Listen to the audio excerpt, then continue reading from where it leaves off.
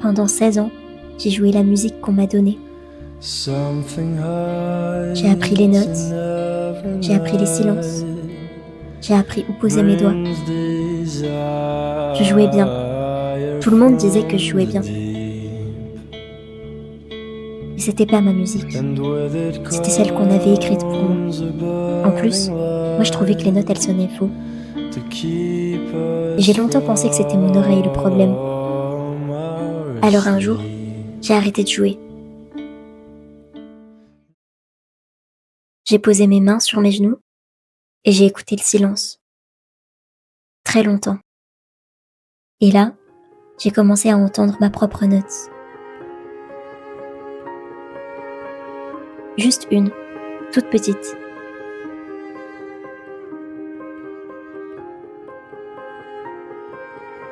Mais c'était la mienne.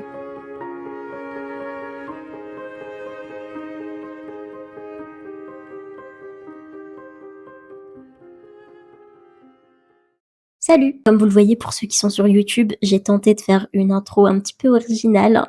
Je tente différents styles, différentes prises de vue, différents montages, parce que ça me fait kiffer en fait. Je pense que Hollywood a clairement du souci à se faire. Enfin bon, on se retrouve donc pour ce podcast qui a été demandé par la plus grande majorité sur Instagram, qui est donc mon parcours religieux / spirituel. Et tenez-vous prêts parce que j'ai énormément de choses à dire.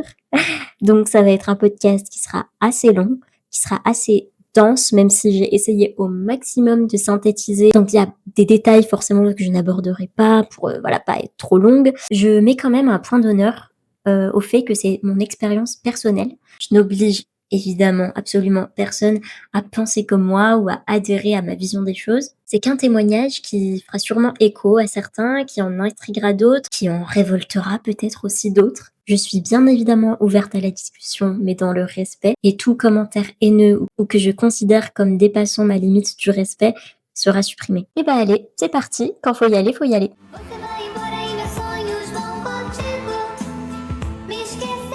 Pour comprendre pourquoi j'ai eu un parcours aussi atypique, si on peut appeler ça comme ça, je pense qu'il faut remonter en fait à l'enfance. Parce que mon identité propre, mon vécu, mon parcours fait que, au final, je pense que c'était assez inévitable que j'ai un parcours de ce type-là. D'aussi loin que je me souvienne, je me suis toujours posé des questions existentielles, et ce depuis, je pense, mes 6 ou 7 ans. Et honnêtement, il y a plusieurs raisons à ça. Premièrement, mon handicap et le fait d'avoir été confrontée très tôt à des hospitalisations, de la douleur physique et aussi mentale, parce que j'ai fait face très tôt à du rejet, de l'incompréhension, de la discrimination, mais aussi le fait d'être confrontée très jeune à certaines réalités de la vie et une limitation physique sur mon propre corps. Quand je voyais mes sœurs ou mes copines ne pas avoir les mêmes défis que moi et pouvoir profiter de leur vie naïvement. Tout ça, ça a très tôt fait émerger des questions existentielles en moi, sur le sens de la vie, sur la moralité,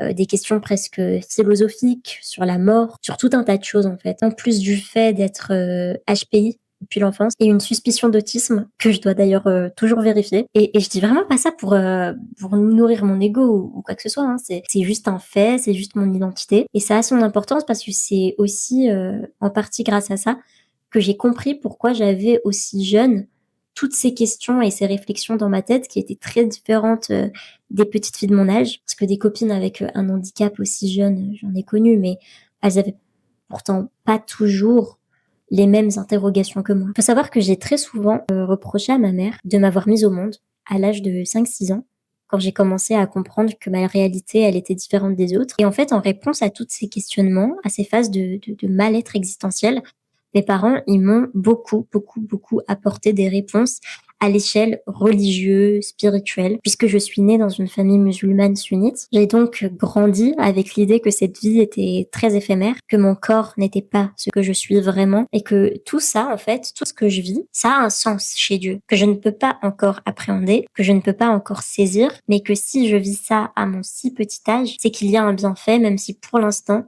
je n'en ai pas l'impression. Et peut-être que je ne trouverai pas forcément la réponse sur Terre, mais dans l'au-delà. Mais évidemment, à 5, 6, 7, 8 ans, c'est très abstrait. Mais néanmoins, ça a planté les graines de ce qui orientera mes futures croyances, mon futur cheminement.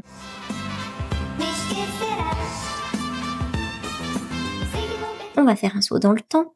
Malgré des épisodes de crise existentielle, de volonté de ne plus exister, pour ne plus avoir à porter tout ça à mon âge, j'ai quand même vécu malgré tout une très belle enfance grâce à ma famille, même si c'est paradoxal avec tout ce que je viens de dire. Et c'est que à 16 ans environ que j'ai vraiment commencé à me poser des questions sur l'islam, qui est donc la religion qu'on m'a enseignée. À aucun moment, vraiment aucun, je n'ai douté de l'existence de Dieu. Mais l'image qu'on m'a envoyée de Dieu et les règles qu'il aurait soi-disant exigées commençaient à me déranger et à me poser question. Il y a aussi le but même de la religion, du paradis, qui me mettait profondément mal à l'aise. Je ne voulais pas en fait faire les choses parce que j'avais peur de l'enfer ou parce que je voulais gagner quelque chose, des bons points et donc le paradis. Mais juste parce que je voulais être gentille quoi, être une bonne personne et connaître Dieu. D'ailleurs, dans un de mes textes que j'ai retrouvé, parce que j'écrivais beaucoup à cette époque-là, je disais que ça me dérangeait profondément qu'on humanise Dieu dans notre religion. C'est-à-dire qu'on lui donne des attributs purement humains, comme la colère, l'envie de vengeance, de punition. En fait, très concrètement, je me disais, mais attends, si moi je trouve ça débile et puéril, comment Dieu pourrait prendre ça à cœur ou être plus susceptible que moi? Parce que justement, s'il est infiniment plus élevé que moi, pourquoi est-ce qu'il se tracasserait pour des histoires d'humains? Juste parce que j'ai mis un débardeur ou parce que j'ai pas jeûné ou parce que j'ai pas prié? Et il y avait ce truc un petit peu border, et je pense qu'il y en a beaucoup qui sauront de quoi je parle, où on te dit, oui, Dieu, il t'aime plus que ta propre mère. Il n'a pas de limite en amour. Mais attention si tu fais ça. Donc déjà, il y avait quelque chose de complètement contradictoire, même mathématiquement. L'infini et une limite, ça ne va pas ensemble. S'il a une infinité d'amour et de pardon, du coup, il ne peut pas y avoir de limite, puisque par définition, c'est infini. Étant donné que ma seule réalité et vérité, c'était l'islam, j'ai commencé à me dire que c'était moi qui avait une mauvaise interprétation de l'islam, que je comprenais pas. Et très tôt, j'ai voulu faire des études d'islamologie. Mais avant ça, et sous les conseils de ma maman, je me suis dit, bon, bah, je vais d'abord commencer à lire un tafsir, c'est-à-dire une exégèse du Coran. Elle me disait, c'est pas n'importe qui peut comprendre le Coran juste en le lisant. Ça s'étudie, donc va lire une exégèse. Et ma mère m'avait ramené un soir, je me souviens très bien, de la mosquée, une exégèse de Ibn Kathir. J'avais pris le temps de commencer à lire et me pencher dessus, mais très rapidement, j'ai vu que ça me convenait pas, que ça répondait pas à mes questions ou à mes doutes, et que même ça les amplifiait.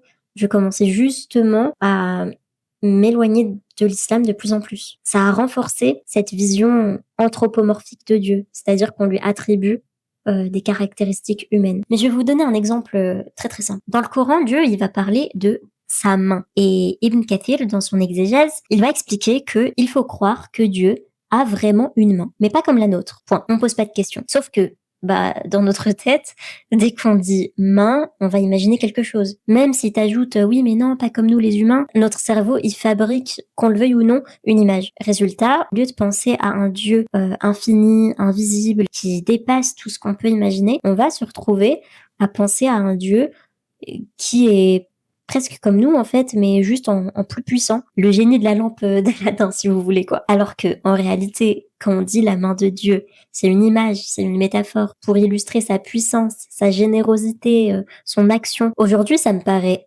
intuitif, logique et même absurde en fait de penser à une main physique de Dieu, mais en réalité les mots ont leur importance pour l'image qu'on se fait du divin et le lien qu'on veut tisser avec, et surtout l'image qu'on va inculquer à nos enfants. Donc après ça, écoutez, grosse dépression et crise existentielle plus, parce que je me disais ok, quand je lis le Coran ça me parle pas, je trouve pas de réconfort, je trouve ça trop violent dans les termes utilisés, je me sens pas proche de Dieu et rassurée. Quand je lis des exégèses, ça m'apporte aucune réponse. Quand j'écoute des conférences, c'est encore pire. Les questions que je pose à des imams, ça me convient pas. Je trouve leurs réponses mais débiles. Et surtout par rapport au handicap, mais alors ça vraiment, j'en parlerai dans mon livre un de ces jours, parce que le sujet du handicap et des imams en France, bon, mon Dieu. Donc, qu'est-ce que je fais? J'aime Dieu, je sais que je le connais au fond, qu'il n'est pas ce qu'on me dit de lui, mais alors où est-ce que je peux le trouver et comment? Pendant un temps, je me suis résignée. Et je me suis dit, le seul moyen que tu as, c'est de lui parler directement, peu importe comment, et espérer qu'il te guide, qu'il te donne des réponses. À partir de là, j'ai commencé tous les soirs à fermer les yeux, à joindre mes mains et à prier. Je me rappelle que tous les soirs, je lui parlais en pleurant, parce que j'étais dans une période de ma vie qui était tellement dure. Je subissais pas mal de harcèlement, au lycée et puis au niveau scolaire, c'était la catastrophe. Bref, vraiment, dans ma vie d'adolescente de 16 ans, c'était vraiment la catastrophe. Et en plus de ça, j'étais en train de perdre tous les repères que j'avais depuis la naissance. Là, franchement, ça faisait beaucoup. Et puis un jour, première réponse de sa part.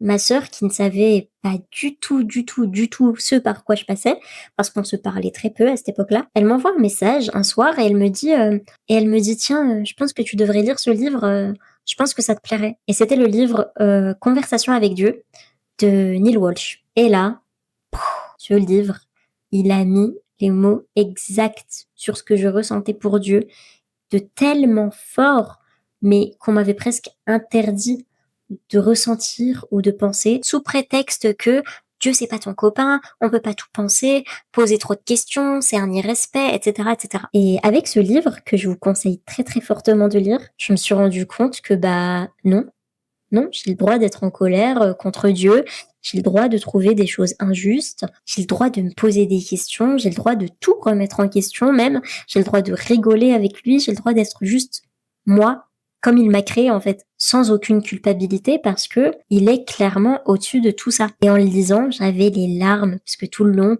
j'ai enfin pu me rendre compte et mettre des mots sur le fait que Dieu, c'est pas une récompense à gagner, c'est une réalité à connaître. Et c'est là où ça a été vraiment le début, le vrai début de mon cheminement parce que j'ai été délivrée d'un point en fait à 16 ans.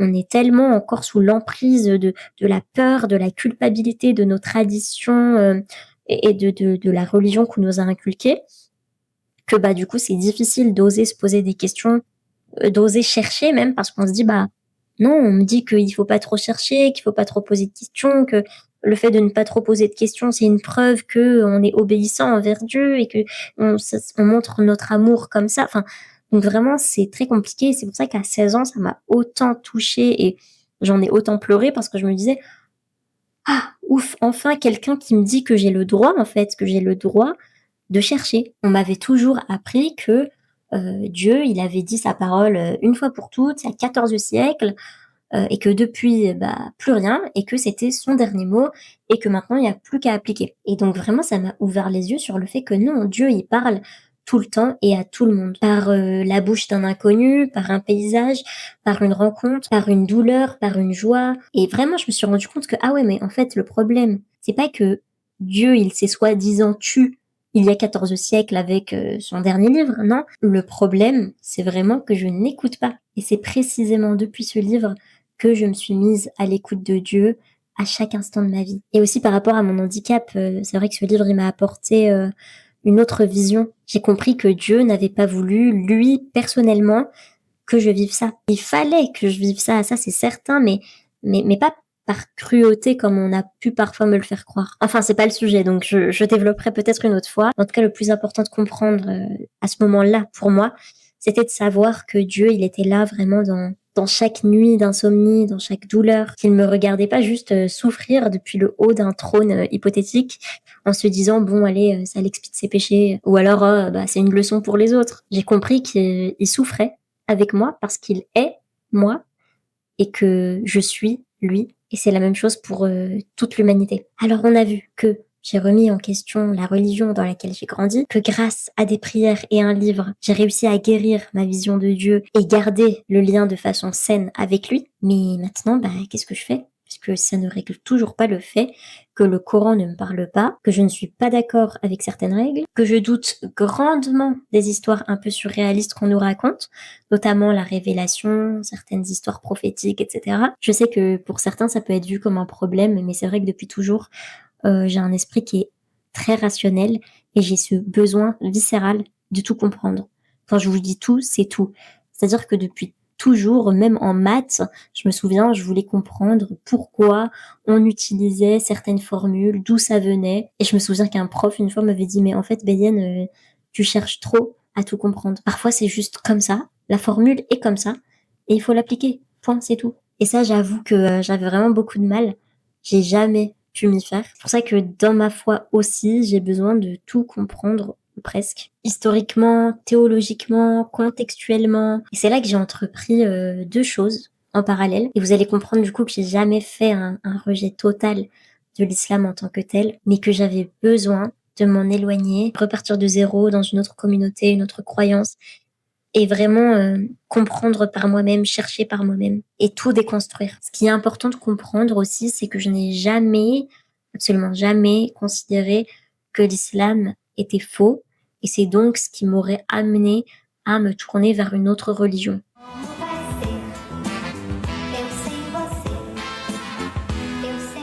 En fait, une des premières étapes de ma quête, si ce n'est la première, c'est que je me suis penchée sur l'histoire et sur des faits. Comme je vous l'ai dit, je suis quelqu'un de très rationnel et je n'aime pas et je ne peux pas me contenter d'un c'est comme ça, on peut pas savoir. Dans tous les domaines de la vie, mais encore plus quand il s'agit de la théologie. Et oui, je dis théologie et pas foi parce que la foi, il y a quelque chose de très, comment dire, de très mystique, quoi. On peut pas prouver sa relation avec Dieu, sa connexion à Dieu, etc. Mais par contre, pour ce qui est de la théologie, des textes sacrés, de l'histoire, etc., ça, on peut prouver factuellement, en tout cas une partie, de ce qui s'est passé. Je pars du principe que tout a une explication logique et ou scientifique. Parce que c'est comme ça que Dieu a créé notre monde. Et puisque Dieu a régi certaines règles physiques sur notre monde, il ne peut pas, par essence, y déroger. J'ai toujours eu énormément de mal avec les théories irrationnelles en religion, et ça, peu importe la religion, et la révélation du Coran par un ange y faisant partie. Je pouvais pas concevoir, et je peux toujours pas concevoir, que Dieu, qui a régi des lois physiques strictes, puisse y déroger pour faire apparaître un ange comme par magie. Et que comme par hasard, tout s'arrête d'un coup et que à l'heure d'aujourd'hui, il n'y ait plus aucun miracle de ce type. Donc à partir de là, j'ai désacralisé tous les textes sacrés en les plaçant, en les replaçant à leur juste place. Et j'ai compris que oui, tous les textes sacrés étaient pour moi la parole de Dieu, mais pas parce que c'est Dieu lui-même qui parle en personne, mais parce que toute inspiration venant de lui témoigne de son message. L'humanité, la nature, l'univers entier témoignent de son message.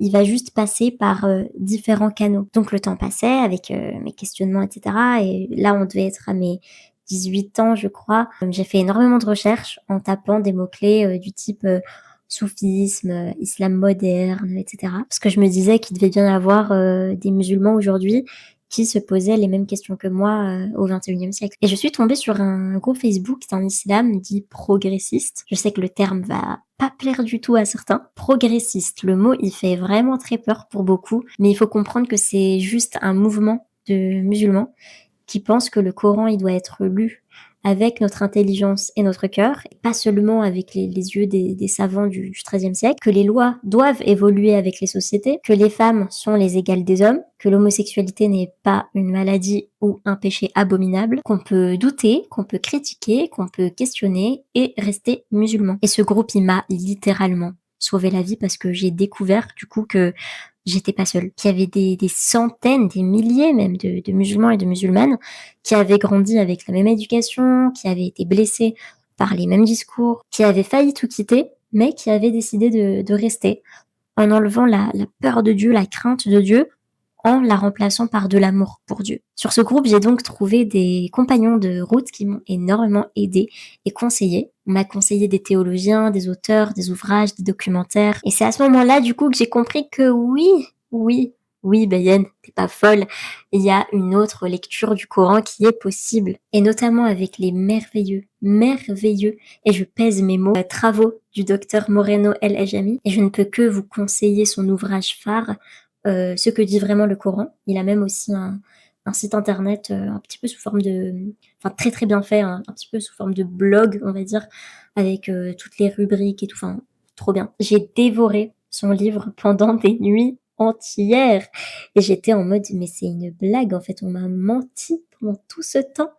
Mais tout fait tellement sens maintenant. Mais il y avait encore un point bloquant pour moi qui était la révélation. À cette époque-là, il avait pas encore écrit de chapitre sur le sujet. Ça, j'ai eu un sacré problème avec ça pendant longtemps. Comme je vous ai dit, oui, je pense que Dieu, il peut tout, mais il ne peut pas n'importe quoi non plus. Sinon, ça créerait un déséquilibre et un foutoir pas possible dans notre monde. Donc oui, je ne crois pas à une vision magique par un être surnaturel qui serait apparu on ne sait comment en traversant deux mondes. Ça relève plutôt de l'inspiration divine. Et pour moi, le message n'est pas moins valable. Pour aller plus loin, je pense même que c'est dangereux en fait de dire qu'un texte sacré, c'est la parole directe de Dieu. Parce que du coup, ça ne permet pas de remettre en question certains passages et ça enferme dans quelque chose où bah on n'a absolument pas le droit de poser des questions comme on me l'a toujours très bien fait comprendre dans mon entourage en fait où bah t'es qui toi pour douter de la parole directe de Dieu en fait qu'il a écrit lui-même de sa main ou qu'il a dit lui-même de sa bouche. Donc le fait que ce soit une inspiration divine, pour moi, comme je l'ai dit,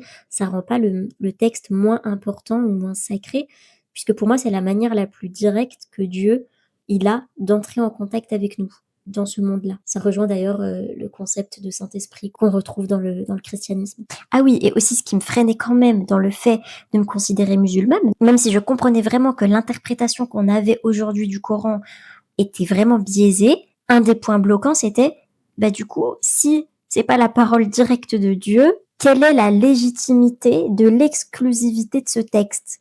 Comment expliquer? En gros, pourquoi est-ce que je privilégierais le Coran alors que bah du coup il y a eu d'autres textes sacrés inspirés de Dieu et du coup pourquoi en suivre un en particulier? Et moi à cette époque-là bah j'arrivais pas encore à avoir de réponse parce que j'aimais bien étudier, chercher, me questionner, comprendre. Mais du coup, j'ai été dans une période où quand tu découvres tout ça, parce que faut savoir que quand pendant 16 ans, 17 ans, t'as été éduqué sur le fait que il y a un seul texte qui est la parole directe de Dieu, comme si c'était Dieu lui-même qui avait écrit de sa main, et que enfin pas du jour au lendemain, mais que d'un coup tu déconstruis tout ça et que, en fait, il y a tout qui se chamboule dans ta tête, toute ta réalité elle se chamboule, et tu te dis, ok, bah du coup, pourquoi je vais suivre exclusivement ce texte-là puisque tout est remis en question. J'ai un peu du mal à expliquer là ce que je veux dire, mais je pense que vous comprenez. Donc ouais, j'étais vraiment en questionnement. Je me disais, bon bah, dans ce cas-là, puisque il y a plein de choses qui sont inspiration de Dieu,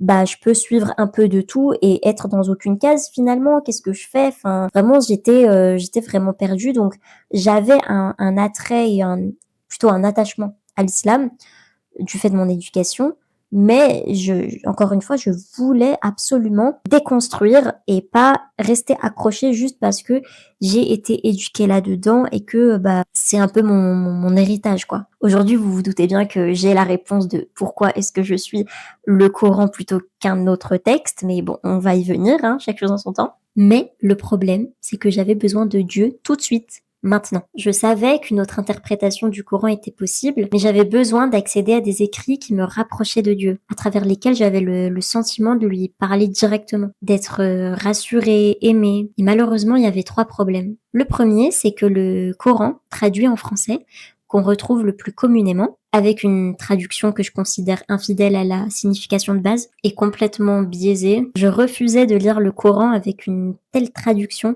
inspirée de Ibn Kathir et tous ses collègues. Le deuxième problème, c'est que même si je trouvais un Coran avec une traduction plus fidèle à notre époque et à la signification originelle, ça me prendrait des mois, voire des années même, pour en comprendre le sens, puisque ça veut dire que je repars de zéro en fait. Pas tout, mais une majorité des choses qu'on m'a appris depuis la naissance, ça veut dire que je le jette à la poubelle et que je refais mon éducation du Coran et de l'islam. Et sur le moment, à 17, 18, 19 ans, j'avais pas la force de faire ça. Donc, quand je lisais le Coran, j'éprouvais toujours un rejet, aucun apaisement et j'avais pas envie, enfin, en tout cas, j'étais pas capable à ce moment-là de me détacher de tout ça et d'entreprendre un reset, quoi. Et le troisième problème, c'est que la communauté, elle me repoussait de plus en plus.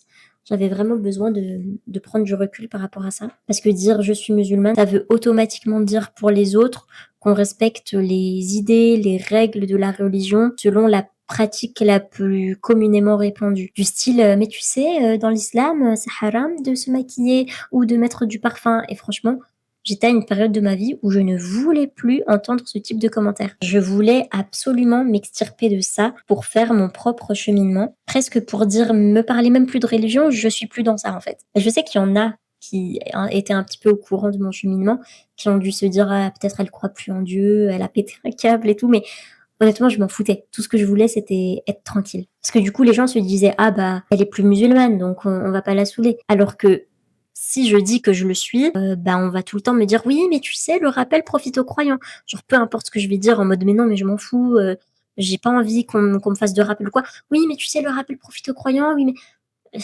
stop. Donc je laissais tranquillement le temps faire avec voilà mes petites révélations de temps à autre où je comprenais quelque chose via un échange, via un livre, via une vidéo, via voilà.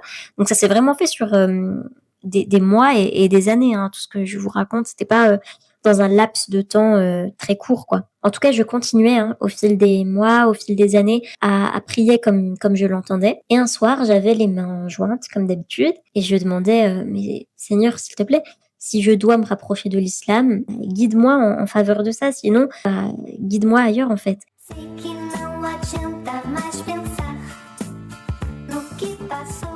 J'avais vraiment besoin de me rattacher à une communauté parce que pour moi, ça a été un des moyens qui me permettrait de cheminer vers Dieu. Comme j'étais perdue, je me disais, ok, peut-être que c'est pas la vérité ou peut-être que ça l'est, j'en sais rien, mais en tout cas, si je n'essaie pas, si je ne chemine pas, si je ne vais pas quelque part, je pourrai jamais savoir. Donc pour moi, c'était toujours un pas de plus vers quelque part. Je savais pas où, mais au moins vers quelque part. Et le même soir, j'étais dans ma chambre chez ma mère et je suis tombée sur la vidéo d'un pasteur qui parlait de la vie de Issa, de Jésus. Et je sais pas, ça a parlé à mon cœur. Je saurais pas comment vous dire. Et de là, je me suis dit que j'allais lire la Bible pour me faire mon propre avis et me détacher aussi de tout ce qu'on m'a dit sur le christianisme d'un point de vue islamique. Et honnêtement, ça a été une des plus belles choses. Quand j'ai commencé à lire la Bible, le premier truc qui m'a marqué, c'est à quel point on retrouve l'amour de Dieu.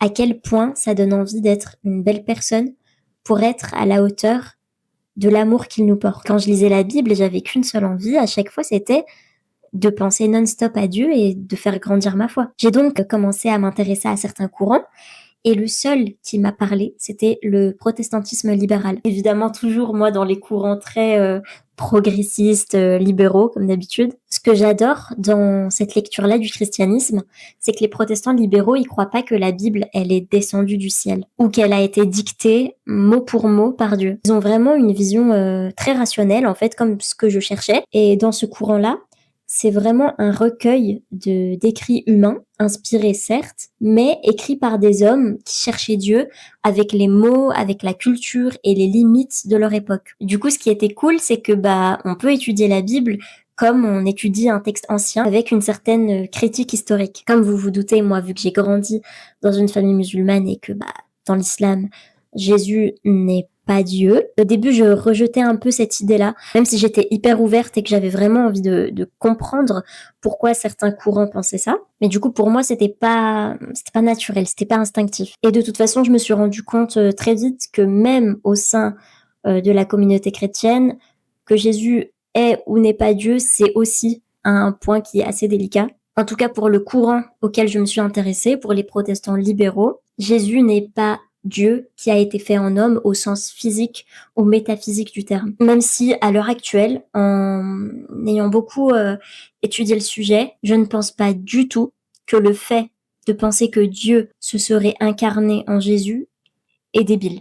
Je trouve même que ça pourrait faire sens si je voulais m'arrêter à une lecture assez mystique, puisque pour les croyants très religieux, généralement, Dieu est capable de tout. Même dans notre religion, en islam, Dieu est capable de tout. Dans l'islam que je qualifie de traditionnel, on considère que Dieu est capable de tout, même au-delà des lois physiques, même au-delà de la science. Donc chez les chrétiens, pourquoi est-ce que ça serait débile que Dieu se soit fait sous forme humaine, puisqu'il est capable de tout? Moi, à titre personnel, je ne crois pas que Issa est Dieu sous forme humaine, mais je trouve pas que le concept de Trinité soit loufoque en tant que tel, pour des croyants, religieux, qui prennent cette interprétation-là au pied de la lettre. Je vais même aller plus loin, je dirais même que dans la symbolique, au fond, je trouve ça magnifique, même si j'y crois pas. Mais dans le protestantisme libéral, et c'est ce qui m'a vraiment plu, ce concept de Trinité, c'est vraiment décrit comme un concept symbolique pour parler de l'expérience de Dieu dans notre monde. Le Père qui représente Dieu comme étant la source de tout, le Fils Jésus qui est Dieu manifesté dans l'histoire, pour certains du coup qui incarnent Jésus lui-même, et pour d'autres avec une lecture plus symbolique, ça représente l'image de ce que l'humanité peut être quand elle est pleinement alignée avec Dieu. Une humanité qui va être traversée par le souffle divin puisqu'il aurait été inspiré par Dieu à travers sa vie. Et enfin, on a l'Esprit Saint qui est la présence vivante de Dieu en nous, dans notre conscience, dans notre communauté, dans notre élan intérieur. Donc dans le protestantisme libéral, la Trinité, ça devient une manière symbolique de parler de Dieu au-delà de nous, Dieu avec nous et Dieu en nous. Alors même sans adhérer que Jésus serait littéralement Dieu, je peux entendre cette lecture comme une métaphore qui est assez puissante, c'est-à-dire que le divin peut se refléter dans l'humain. Dans la lecture protestante libérale, Jésus n'a pas marché sur l'eau littéralement, il n'a pas ressuscité littéralement, c'est vraiment des récits pour décrire l'indicible. C'est-à-dire qu'en Jésus, quelque chose de Dieu s'est manifesté. Et ça, de toute façon, même dans le Coran, c'est indéniable. Isa, c'est vraiment celui qui a tellement aimé, tellement pardonné, tellement vécu en présence de Dieu qu'il est devenu le visage humain de Dieu en quelque sorte. Il y a autre chose que j'ai vraiment adoré dans le protestantisme libéral, notamment avec les cours de catéchisme de l'Église de l'Étoile à Paris que j'ai beaucoup suivi. Leurs cours, ils sont vraiment incroyables. J'ai vraiment adoré que ce courant n'exige pas de toi que tu avales des croyances comme ça, toutes préparées. Et s'il y a bien une chose que j'ai appris dans ces cours et à travers cette foi, c'est que Dieu, il est avec toi. Et t'as le droit de pas être sûr, t'as le droit de changer d'avis. La foi, c'est pas une forteresse, c'est un chemin que tu construis. Donc, d'un côté, j'avais commencé à étudier et approfondir une analyse plus libérale du Coran avec le docteur Moreno El Jami et bien d'autres. Et de l'autre côté, j'avais fait pareil avec la Bible, avec notamment l'Église de l'Étoile, la pasteur Carolina Costa, le pasteur Jean-Luc Pernaut, etc., etc.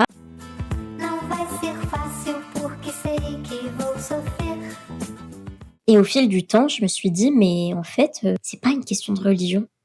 C'est pas islam vs christianisme. C'est vraiment une question de regard. Oui, il existe des musulmans qui lisent le Coran, comme les protestants libéraux lisent la Bible, en cherchant vraiment l'esprit du texte, en acceptant la critique historique. Et il y a des chrétiens qui lisent la Bible comme certains musulmans conservateurs. Ils vont la lire littéralement, avec des règles figées, une peur de l'enfer, un Dieu qui juge. Donc oui, il y a ceux qui vont enfermer Dieu dans un livre, et il y a ceux qui vont vraiment le rechercher. Alors pendant longtemps, pendant quelques années, je dirais de mes 19 ans à peu près jusqu'à mes 23 ans, je me suis considérée plutôt comme étant chrétienne. Comme je vous ai dit, j'avais besoin de me mettre dans une case, d'appartenir à un courant, il y avait quelque chose de rassurant. Je pouvais m'inscrire dans une communauté tout en continuant de temps en temps à jongler un petit peu entre ces deux religions. Et c'est marrant parce que je suis passée au tout début de mes recherches de je veux connaître la vérité, s'il te plaît, Dieu, oriente-moi vers la bonne religion. Donc je suis passée de ça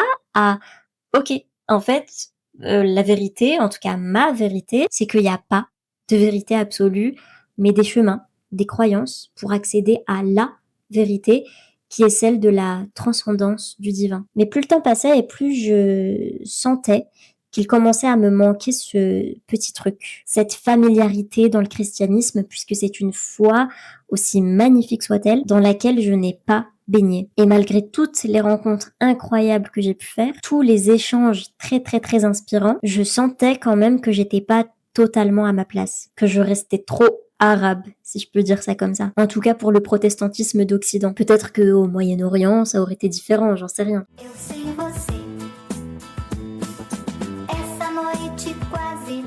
Mais j'ai ressenti petit à petit le besoin de creuser à nouveau plus profondément dans ma foi de base.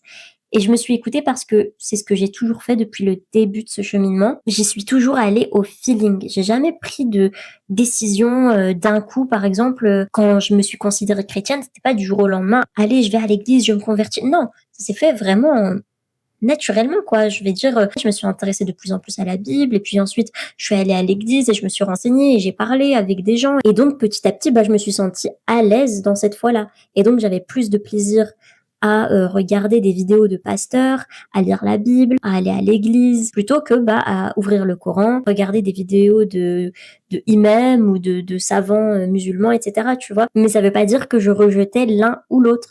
Genre, quand bien même, je me sentais plus à l'aise en écoutant des vidéos de pasteurs, en lisant la Bible et tout, que je rejetais complètement le Coran dans le sens où je continuais de temps en temps en parallèle à étudier un petit peu certains aspects de l'islam, quoi, surtout à travers le groupe dans lequel j'étais inscrite. Des fois, de temps en temps, je lisais des posts, je posais des questions, etc.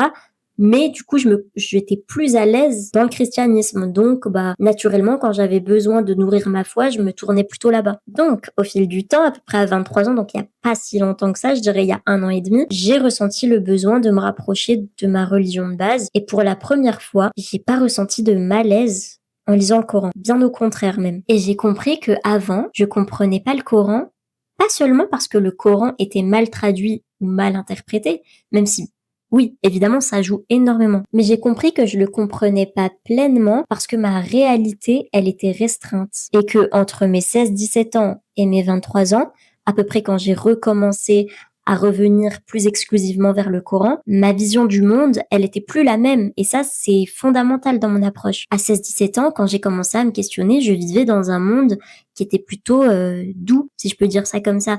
Je veux dire par là que j'avais grandi aimée, protégée, avec des valeurs, une morale.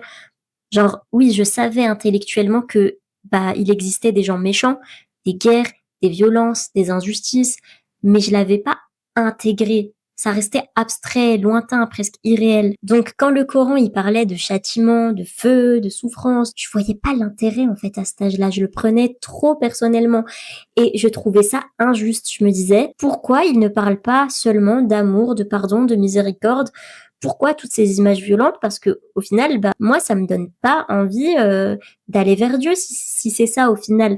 Enfin, je savais que c'était pas ça, mais du coup, moi, ça me donnait pas envie d'aller vers Dieu par le biais du Coran et de l'islam. Je trouvais ça trop primitif, trop contre-productif. Ça faisait vraiment l'effet inverse sur moi. Je me disais pas, oh là là, j'ai peur, donc du coup, je vais aller lire le Coran. Non, je me disais, oula, j'ai peur, donc laisse tomber, c'est pas pour moi. Je me disais, mais à qui ça va donner envie de suivre ces textes? Je trouvais vraiment que ça défigurait Dieu. Et j'avais raison dans mon cadre, dans un monde où tout le monde est gentil, ou du moins où le mal, c'est une anomalie, une parenthèse, un accident. Oui, effectivement, dans ce monde-là, pourquoi est-ce qu'on va insister sur le châtiment? Mais tu grandis et là, ta vision, elle s'élargit. Tu comprends que le mal, c'est pas une anomalie, c'est une force qui est structurante de notre humanité. Et oui, il y a des êtres qui sont profondément mauvais, pas juste égarés, pas juste qui font des erreurs, pas juste victimes de leur éducation. Il existe des êtres qui choisissent délibérément de détruire, d'humilier, de torturer, d'assassiner. Des êtres qui regardent la souffrance d'un enfant et qui trouvent ça jouissif. Je pense que l'actualité récente nous l'a très très bien démontré. Et c'est ça la réalité, c'est que oui, il existe des gens horribles qui laissent des cadavres sur leur passage et qui y trouvent un plaisir. Et c'est pas du tout une exception statistique, c'est une manifestation de ce que l'âme humaine, elle peut devenir quand elle va se couper totalement de sa source, c'est-à-dire de Dieu. Et donc, en ayant grandi et en ayant intégré cette réalité, je me suis mise à relire le Coran avec des nouveaux yeux. Pas avec les yeux de l'adolescente idéaliste qui voulait un Dieu seulement d'amour, qui ne parle que à Bayenne, qui est une jeune fille très sensible, très sympathique, mais qui ne reflète pas l'humanité. J'ai donc relu le Coran avec les yeux de quelqu'un qui sait que le monde, oui, ça peut être un enfer. Et là, j'ai compris. J'ai compris que le Coran, il ne met pas en garde contre le châtiment divin par sadisme. Il ne le fait pas non plus pour instaurer une peur paralysante chez le croyant. Le Coran fait ça parce que c'est rassurant en fait. En tout cas, moi maintenant, je le vois comme ça. Quand tu vis dans un monde où l'injustice, elle triomphe, où le bourreau, il meurt dans son lit à 86 ans, pépère, entouré des siens sans jamais avoir été inquiété, où les criminels de guerre sont respectés, où les violeurs ne sont jamais condamnés, t'as besoin de savoir que oui, tout ne s'arrête pas là. Tu as besoin de croire qu'il existe une justice ultime, que le compteur n'est pas remis à zéro à la mort, que ceux qui ont fait souffrir ne s'en sortent pas impunément, non pas par vengeance, enfin en tout cas pas seulement, mais par exigence de vérité. Et vous allez me dire, oui mais en fait ça on le savait depuis le début. Quand le Coran il parle de châtiment, d'enfer, il parle pas à des gens gentils qui essayent tant bien que mal de faire le bien, mais qui parle à des gens comme des pharaons, des Bachar el-Assad, des Netanyahou, des gens comme ça. Mais en fait, à l'époque, même cette vision-là de l'enfer, elle me dérangeait parce que je me disais, mais même si c'était les personnes de l'humanité qui a assassiné toute l'humanité, pourquoi Dieu aurait une envie de faire du mal à un être qu'il a créé, quand bien même c'est l'être le plus abominable du monde? Fallait tout simplement peut-être pas le créer en fait. Dans la tête d'une adolescente, c'est vraiment difficile à comprendre, je trouve. Et c'est pour ça que j'ai développé une autre lecture de l'enfer. Je ne le vois plus comme un lieu physique où Dieu il jetterait les méchants par colère, parce qu'encore une fois, ça attribuerait des caractéristiques humaines à Dieu, où en fait il pourrait être énervé, en colère, avoir le seum finalement.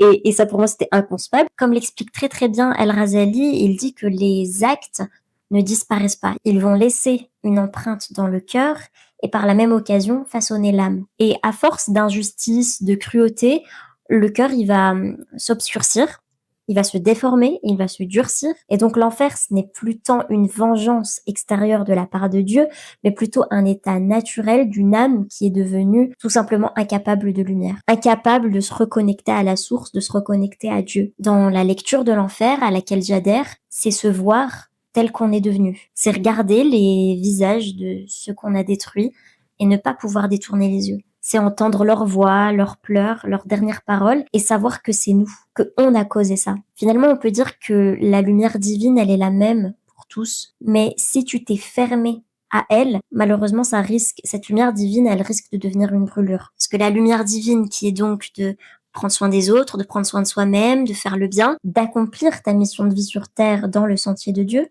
quand tu te retrouves face à cette lumière et que toi, tu n'as pas accompli tout ça, effectivement, ça devient une brûlure. T'es obligé de te confronter à tes manquements, à tes failles, à tes atrocités même parfois. Le feu dont parle Dieu dans le Coran, ça serait plutôt une manifestation de la vérité sur une âme qui ne peut plus supporter la vérité. Donc au final, c'est plutôt nous-mêmes qui pouvons nous mettre tout seuls en enfer. Dieu n'aurait donc pas besoin de nous punir, mais juste de nous montrer la vérité.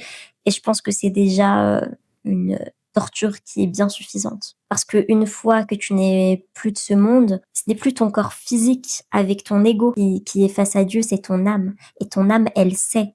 Elle sait tout ce qu'elle a fait, elle sait ce qu'elle aurait dû faire. Et c'est ça qui est douloureux.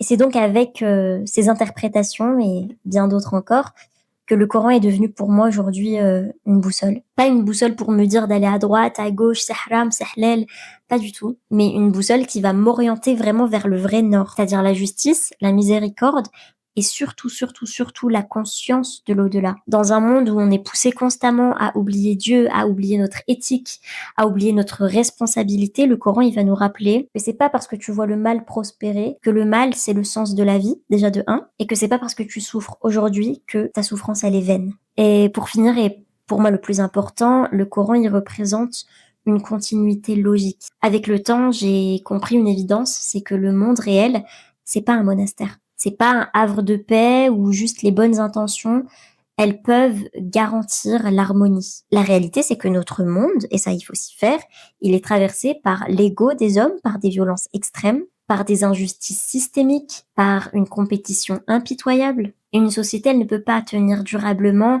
avec seulement des beaux discours ou des appels à l'amour universel. Aussi noble que soit cette aspiration, la foi, elle a aussi besoin d'être encadrée par des règles concrètes. Un cadre clair, des limites explicites, des responsabilités qui sont vraiment définies noir sur blanc. Une architecture sociale, en fait, qui va venir organiser la justice, protéger les plus vulnérables, encadrer les relations économiques, familiales, communautaires. Et il faut savoir que sans cette structure, la loi du plus fort, elle finit toujours, toujours, toujours par s'imposer, peu importe à quel point vous construisez une société basée sur l'amour et la morale. Les prédateurs naturels de toutes les sociétés humaines, ils vont toujours trouver comment contourner les bonnes intentions pour servir leurs intérêts. Et d'ailleurs, ça me fait penser à l'expérience sociale, je sais pas si vous connaissez, là je viens d'y penser, Rythme Zéro, qui a été faite par une artiste yougoslave, je crois. Cette performance, je vous jure, c'est vraiment une illustration, mais terrifiante, de ce qui se passe quand les cadres et les règles, ils ne sont pas définis. Cette artiste, elle s'est installée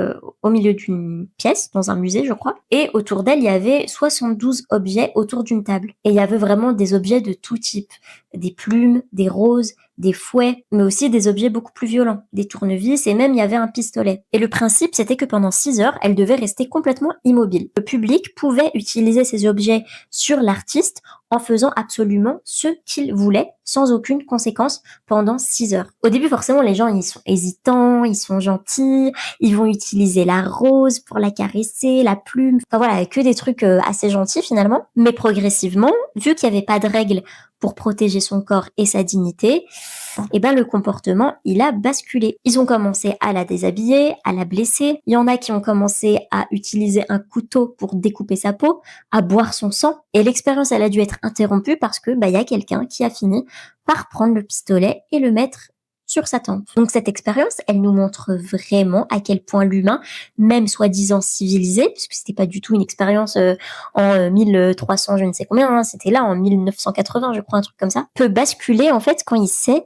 qu'il y a absolument aucune conséquence derrière. Ça montre vraiment que la bonté naturelle chez certains, ça ne suffit pas. On a besoin de limites explicites. Et pour moi, le Coran, il va venir justement établir ces règles. Et c'est pour ça qu'aujourd'hui, pour moi, le Coran, avec énormément de recherches, de remise en question, etc., oui, je peux dire que c'est la continuité et le complément parfait des autres textes dits sacrés. Parce que c'est un texte qui s'adresse pas juste à l'âme dans sa solitude face à Dieu. C'est un texte qui va parler à une communauté d'hommes et de femmes qui doivent construire ensemble un monde vivable, tout simplement. Honnêtement, je ressens toujours autant ce que la Bible apporte, parce qu'elle m'a énormément apporté. Ça a été un gros chapitre de ma vie et j'ai toujours une attache très très très particulière avec ces textes et avec cette foi. La Bible, c'est vraiment un texte qui apporte une relation très très très intime avec Dieu et individuelle. Ça a vraiment participé à ma transformation intérieure qui a été le terreau, vraiment le terreau pour tout le reste. La Bible, ça apprend vraiment à aimer d'un amour qui nous dépasse, vraiment le vrai sens du mot aimer. Mais je choisis quand même le Coran parce que le Coran va pour moi élargir cette perspective et montrer concrètement comment cet amour, il peut s'incarner dans le collectif, dans une société. Comment finalement il peut organiser la vie ensemble sans que ça reste juste une idée abstraite ou juste un sentiment individuel. Et je vois vraiment pas ces deux textes comme étant opposés, mais comme étant complémentaires. Je peux tout autant là aller lire la Bible parce que j'ai besoin de me retrouver moi toute seule avec Dieu et d'avoir un moment pour moi en fait. Peut-être qu'il y en a certains en voyant le titre de la vidéo qui s'attendaient à ce que je dise j'ai trouvé la lumière, j'ai quitté l'islam, je suis devenue chrétienne. Ou alors inversement, que je dise ouais finalement je me suis égarée, je me suis rendu compte que la Bible c'était pas du tout la vérité. Mais non, pas du tout. C'est pas du tout ce type de chemin-là qui m'a fait basculer d'une foi, d'une communauté à une autre. Je rejette pas la Bible. Je rejette pas le christianisme. Je les ai lus, je les ai aimés, j'ai étudié, j'ai côtoyé même des croyants de cette religion-là. Et ça continue de nourrir une part de moi, comme je l'ai dit. Et encore une fois, je ne l'oppose pas du tout à l'islam. La Bible, elle m'a vraiment appris quelque chose que le Coran, dans les lectures qu'on m'en donnait dans mon enfance, hein, pas une fois que j'ai tout déconstruit. Donc une lecture que mon interprétation du Coran de l'époque ne m'avait pas appris, c'est vraiment la tendresse de Dieu, la proximité presque charnelle, j'ai envie de dire, avec l'humanité. Cette idée que Dieu, il entre vraiment dans notre histoire, il va souffrir avec nous, il va pleurer avec nous et il va espérer aussi avec nous. Je vois que ça fait vraiment très longtemps que je filme et il est actuellement 4h07 du matin, donc je pense que je vais m'arrêter ici. En tout cas, j'ai vraiment adoré filmer ce podcast et raconter mon parcours qui est, je pense, assez atypique. En tout cas, personnellement, je n'ai jamais rencontré quelqu'un qui a eu le même parcours que moi, donc je serais très très très curieuse de savoir s'il y en a qui ont déjà eu des parcours un petit peu similaires dans un sens ou dans l'autre. J'espère que ça a pu peut-être vous aider, vous questionner. C'est vraiment le but de mes podcasts, c'est vraiment pas de vous dire voilà, moi je pense que c'est la vérité et si vous pensez autrement, vous êtes stupide. Non, pas du tout. Au contraire, je trouve que tout échange est extrêmement intéressant, que tout le monde peut et doit apprendre de tout le monde. C'est comme ça que moi-même j'en suis arrivée aujourd'hui à faire des podcasts parce que j'ai moi-même par le passé était cette fille qui questionnait beaucoup, qui cherchait, qui s'imprégnait vraiment de l'histoire des autres, de leur vécu. Et ça me tient à cœur à mon tour aujourd'hui de participer à ça et peut-être de planter une graine peut-être sur le chemin de quelqu'un, qui sait. Parfois c'est juste en écoutant les vécus, les pensées des autres qu'on peut affiner la nôtre et se dire tiens, ça résonne avec ce que je pense, ou alors ça pas du tout, et donc je vais aller chercher ailleurs. Donc si j'ai pu participer à ça, c'est génial, c'est exactement ce que je recherche. Donc voilà, n'hésitez pas à me donner votre avis et on se retrouve je ne sais pas quand pour un autre podcast qui sera très certainement sur le deuil d'un parent, puisque c'est ce que j'ai vécu il y a à peu près 7-8 mois de ça. Donc ça me tient à cœur d'en parler. Et voilà, je vous fais des bisous et puis à très bientôt. Portez-vous bien. Você vai embora e meus sonhos vão contigo. Me esquecerás, me esquecerás. Sei que vou perder um grande amor e um bom amigo. Me diga então, como vai ser? Eu sei você.